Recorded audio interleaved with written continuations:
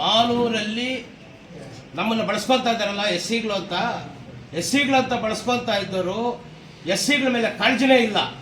ಇವತ್ತು ನಾವು ಅಷ್ಟೊಂದು ಕುಗ್ಗೋಗಿದ್ದೀವಿ. ನಮ್ಮನ್ನ ಮತ ಬ್ಯಾಂಕ್ ಮಾತ್ರ ನಮ್ಮನ್ನು ಬಳಸ್ಕೊಂತವ್ರೆ ಹೊರತು ಎಸ್ ಸಿಗಳನ್ನ ಎಲ್ಲೂ ಸಹ ಡೆವಲಪ್ಮೆಂಟ್ ಮಾಡ್ತಾ ಇಲ್ಲ. ನಾನು ಯಾಕಪ್ಪ ಬಂದಿದ್ದೀನಿ ಅಂತಂದರೆ, ಕಾಂಗ್ರೆಸ್ಸಲ್ಲಿ ಇವತ್ತು ಭ್ರಷ್ಟಾಚಾರ ತುಂಬಿ ತುಳುಕ್ತಾ ಇದೆ.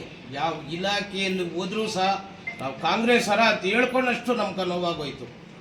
ಸುಮಾರು ಜನ ನಮ್ಮನ್ನು ಪ್ರಶ್ನೆ ಮಾಡ್ತಾರೆ, ಏನಪ್ಪ ಹಿಂಗೆ, ಏನಪ್ಪ ನಿಮ್ಮ ಪಾರ್ಟಿ ಹಿಂಗೆ ಅಂತ.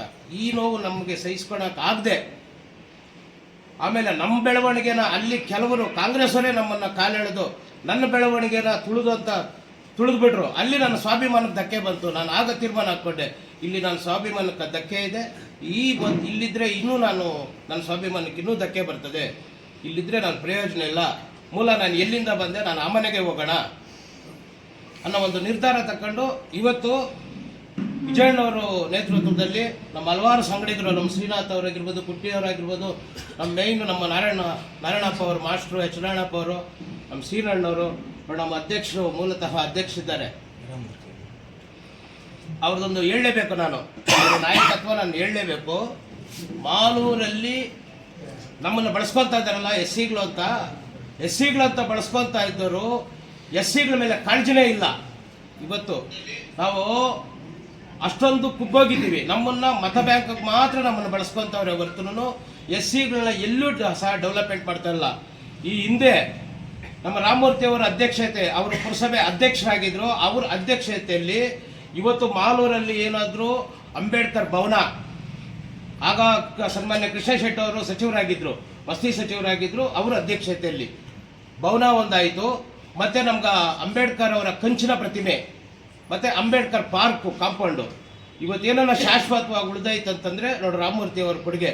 ಇಂಥ ಒಳ್ಳೆ ಕೆಲಸಗಳು ಮಾಡ್ಕೊಂಡು ಬಟ್ ನಾನು ಎಸ್ ಸಿಗಳು ಉದ್ಧಾರ ಮಾಡ್ತಾ ಇದ್ದೀನಿ, ನಾನು ಎಸ್ ಸಿಯಿಂದ ಓಟ್ ಹಾಕ್ಸ್ಕೊತಾ ಇದ್ದೀನಿ, ನನಗೆ ಎಸ್ ಸಿಗಳೇ ಎಲ್ಲನೂ ಅಂತ ಹೇಳ್ಕೊಂಡರು. ಇದುವರೆಗೂ 8 ವರ್ಷ ಆಗಿದೆ. ಯಾವುದಾದ್ರೂ ಒಂದು ನೋಡಿಸ್ಲಿ, ಒಂದು ಎಸ್ ಸಿಗೆ ಮಾಡಿರೋಂಥದ್ದು ಒಂದು ಎಕರೆ ಯಾವುದಾದ್ರೂ ಇಂಥದ್ದು ನಾನು ಎಸ್ ಸಿಗೆ ಮಾಡಿದ್ದೀನಿ, ಈ ಎಸ್ ಸಿಗೆ ನಾನೊಂದು ಗುಡಿಸಲು ಕೊಟ್ಟಿದ್ದೀನಿ ಅಂತಲ್ಲಿ ನಾವು ಒಪ್ಕೊತಾ ಇದ್ದೆ. ಎಸ್ ಸಿಗಳನ್ನ ಬರೀ ವೋಟ್ ಬ್ಯಾಂಕ್ಗೋಸ್ಕರ ಮಾತಲ್ಲಿ ವೋಟ್ ಬ್ಯಾಂಕ್. ಎಸ್ ಸಿಗಳಿಂದ ನಾನು ಉದ್ಧಾರ ಆದೆ, ಎಸ್ ಸಿಗಳಿಂದ ನಾನು M L A. But S ಸಿಗಳಿಗೆ ನೀವೇನು ಮಾಡಿದ್ದೀರಿ ಒಂದು ಪ್ರಶ್ನೆ ಅಲ್ವಾ? ಮೊನ್ನೆ ಟೇಕಲಲ್ಲಿ 2 ಕಾರ್ಮಿಕರದೊಂದು ಮತ್ತು ಇನ್ಯಾವುದು 2 ಬಿಲ್ಡಿಂಗು ಇನಾಗ್ರೇಷನ್ ಆಗಿದೆ. ಅಲ್ಲಿ ಬಾಬಾ ಸಾಹೇಬ್ ಅಂಬೇಡ್ಕರ್ ಅವರ ಭವನ ರೆಡಿಯಾಗಿದೆ. ಅದನ್ನ ಯಾಕೆ ನೀವು ಇನಾಗ್ರೇಷನ್ ಮಾಡಿಲ್ಲ? ಮಿನಿಸ್ಟ್ರನ್ನ ಕರೆದಾಗ, ಸಂತೋಷ್ ಲಾಡ್ ಅವರೆಲ್ಲ ಬಂದಾಗ ಯಾಕೆ ಮಾಡಿಲ್ಲ?